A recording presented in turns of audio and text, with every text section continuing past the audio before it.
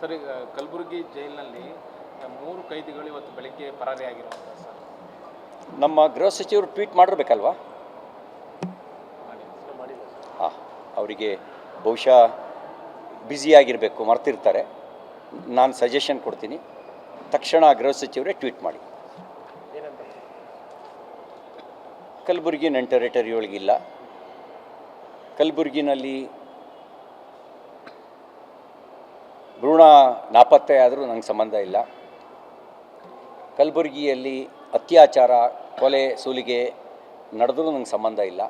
ಕಲಬುರಗಿಯಲ್ಲಿ SSLC PUC result lowest ಆದರೂ ನನಗೇನು ಸಂಬಂಧ ಇಲ್ಲ.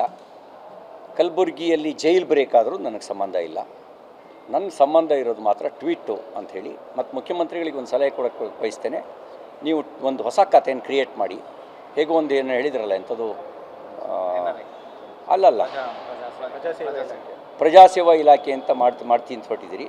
ಒಂದು ಟ್ವೀಟ್ ಇಲಾಖೆ ಮಾಡಿ ಅದನ್ನ ಸನ್ಮಾನ್ಯ ಗೃಹ ಸಚಿವರಿಗೆ ಆ ಖಾತೆಯನ್ನು ವಹಿಸ್ಕೊಡಿ.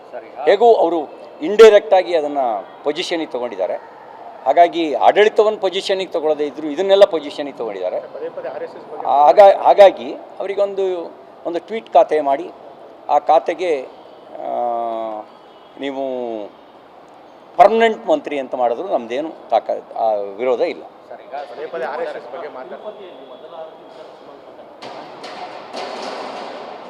ನನಗೇನು ಈ ಮೊದಲ ಆರತಿ ಮಹಾರಾಜರ ಕಾಲದಲ್ಲಿ ಮಹಾರಾಜರಿಗೆ ಸಲ್ತಾ ಇತ್ತು ಅನ್ನೋದನ್ನು ನಾನು ಕೇಳಿದ್ದೇನೆ. ನಾವ್ಯಾರು ಮಹಾರಾಜರು ಅಂತ ಅಂದ್ಕೊಳ್ಳಲ್ಲ, ನಾನಂತೂ ಅಂದ್ಕೊಳ್ಳಲ್ಲ.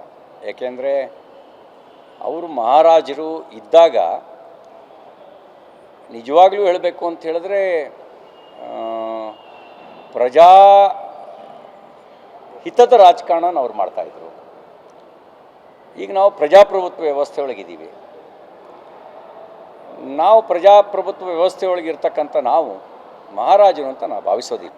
ಸರ್, ಈಗ ಕಲಬುರಗಿ ಜೈಲಿನಲ್ಲಿ 3 ಕೈದಿಗಳು ಇವತ್ತು ಬೆಳಗ್ಗೆ ಪರಾರಿಯಾಗಿರುವಂಥ ಸರ್. ನಮ್ಮ ಗೃಹ ಸಚಿವರು ಟ್ವೀಟ್ ಮಾಡಿರ್ಬೇಕಲ್ವಾ? ಹಾಂ, ಅವರಿಗೆ ಬಹುಶಃ ಬ್ಯುಸಿಯಾಗಿರಬೇಕು, ಮರ್ತಿರ್ತಾರೆ. ನಾನು ಸಜೆಷನ್ ಕೊಡ್ತೀನಿ, ತಕ್ಷಣ ಗೃಹ ಸಚಿವರೇ ಟ್ವೀಟ್ ಮಾಡಿ. ಕಲಬುರಗಿ ನನ್ನ ಟೆರಿಟರಿ ಒಳಗಿಲ್ಲ.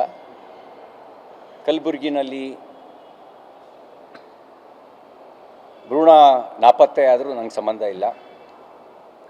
ಕಲಬುರಗಿಯಲ್ಲಿ ಅತ್ಯಾಚಾರ, ಕೊಲೆ, ಸುಲಿಗೆ ನಡೆದ್ರೂ ನಂಗೆ ಸಂಬಂಧ ಇಲ್ಲ.